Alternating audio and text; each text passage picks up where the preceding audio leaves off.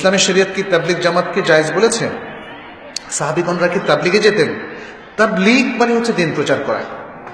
এখন জামাতুত তাবলিগ সেটা তো একটা স্পেশাল তাবলিগ। তাহলে আমাকে দুভাবে কথা বলতে হবে। তাবলিগ মানে প্রচার করা, প্রচার করার নির্দেশ আল কোরআনে আল্লাহ তাআলা নবীকে দিয়েছেন, রাসূলুল্লাহ সাল্লাল্লাহু আলাইহি সাল্লামকে দিয়েছেন। ইয়া আইয়ুহার রাসূলু বাল্লিগ মা উনজিলা ইলাইক ফাইন লাম তাফআল ফামা বাল্লাগতা রিসালাত। তোমার উপর যা নাযিল হয়েছে হে নবী, তুমি সেটা প্রচার করো, তাবলিগ করো। আর যদি না করো তাহলে তুমি আল্লাহর দ্বীনকে প্রচার করলা না। তাহলে তাবলিগটা ওমা আলাইকা ইল্লাল বালাগ, কোরআন আল্লাহ তাআলা বলছে তোমার উপর তাবলিগ ছাড়া কিছু নাই। এখন সেটার দ্বারা জামাতুত তাবলিগ বোঝানোর উদ্দেশ্য নয়, বরং আমভাবে দ্বীনকে সহিভাবে মানব জাতির কাছে পৌঁছানো, এটাই হচ্ছে এখানে নির্দেশ। তাহলে এটা ফরজ কাজের মধ্যে গণ্য। আর জামাতুত তাবলিগ, আজকাল তো ইসলামের অনেকগুলো জামাত গ্রুপ বের হয়েছে। জামাতুত তাবলিগ এটা ইসলামিক একটা ফোরাম, যাদের বাহ্যিক বেশ ভালো ভালো কিছু জিনিস আছে, সুন্দর ব্যবহার, একসাথে খায়, একসাথে বের হয়, মসজিদে থাকে। হ্যাঁ, যদিও মসজিদের যে ফরম্যাটটা তারা নিয়েছে সেখানে অবশ্যই আপত্তিকর কিছু আছে। আর একাডেমিক বিশ্লেষণ যদি আমরা করি তাবলিগ জামাতের, তাহলে যেমন তাবলিগে নিসাব, তারপরে ফাজাইলে আমাল, এই বইগুলো তখন আমাদের সামনে চলে আসে।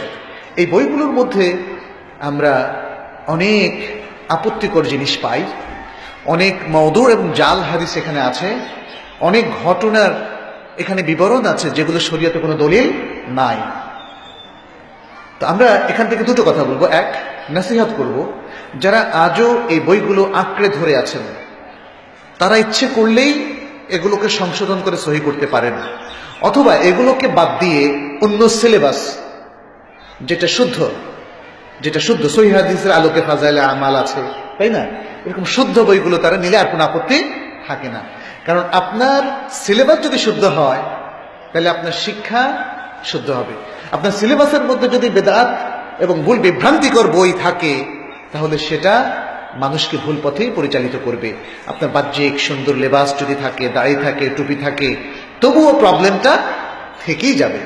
এজন্য আমরা বলবো দুটো নসিহত।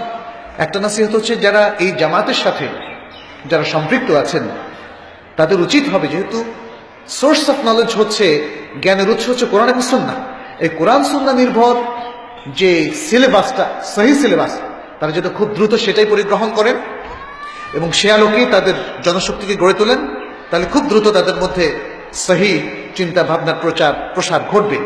তখন অন্য কাউকে আমরা বলবো না যে আপনারা এদের থেকে দূরে থাকুন।